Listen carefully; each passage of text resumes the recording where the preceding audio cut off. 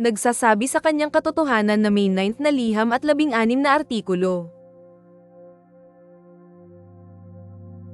Ako, ang Kristo, ay dumating ng hayagan upang iwasto ang mga hindi tamang interpretasyon sa aking mga aral sa Palestina dahil ang dogma ng simbahan ay nakasasagabal sa inyong espiritual na paglago dahil ang mga tao ay nasa bingit ng pangmundong krisis na may matinding kalakihan.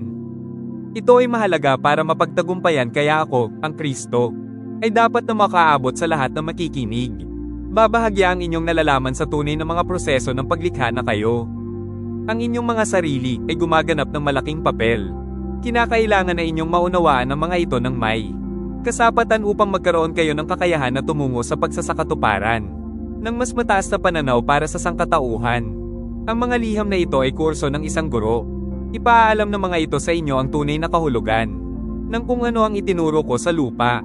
Mula sa mga ito ay mauunawaan ninyo ang espiritual pangagham na katunayan kung saan ay nakuha ninyo ang inyong pagiging lalang.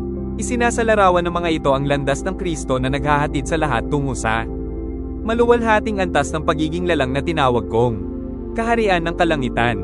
Pag-aralan ng mga liham, manangan sa mga turo.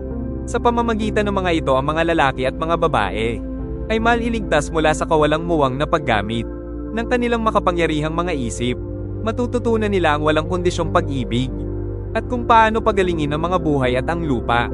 Kanilang malalaman na ang inyong mundo ay pangkalahatang pag-ibig na naging namamasdan